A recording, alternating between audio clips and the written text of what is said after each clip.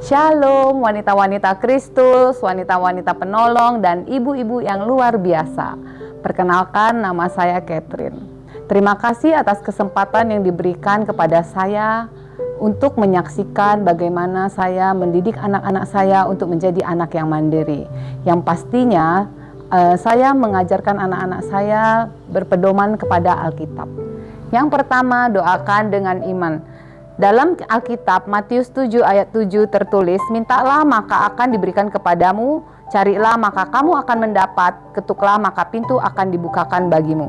Jadi ketika saya mengandung anak pertama, saya berdoa kepada Tuhan dan saya mengimani, saya mau anak yang cantik, anak yang pintar, anak yang cerdas, anak yang mandiri, dan anak yang serba bisa. Ketika anak saya menginjak usia 2 tahun, saya melihat apa yang saya minta Tuhan berikan. Nah, ini adalah salah satu bakat yang dimiliki anak saya. Saya tidak pernah membawa dia ke kursus melukis, saya juga tidak pintar melukis. Jadi, saya hanya menemani dia belajar lewat YouTube.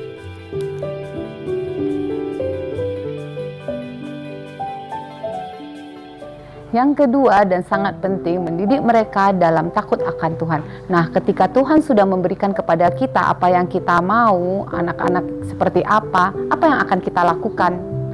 Yang pastinya kita pasti mendidik mereka menjadi anak yang takut akan Tuhan, mengajarkan hal-hal rohani kepada mereka, mulai dari saat teduh, baca firman, dan berdoa.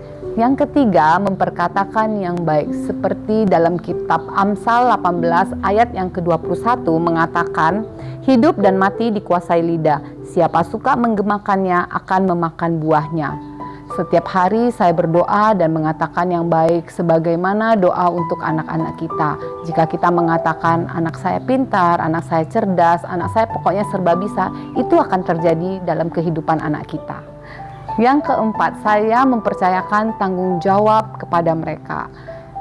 Tanggung jawab itu saya berikan sejak masih balita. Nah, ketika mereka sudah mengenal mainan, mereka bermain, mereka wajib menyimpannya. Ketika mereka sudah masuk SD, mereka harus menyusun buku-buku mereka. Saya hanya memberikan mereka waktu 1 minggu untuk bagaimana cara menyusun timetable mereka, dan mereka wajib melakukannya sendiri. Seperti yang tertulis dalam kitab Amsal 22 ayat 6, bahwa didiklah orang muda menurut jalan yang patut baginya, maka pada masa tuanya pun ia tidak akan menyimpang daripada jalan itu.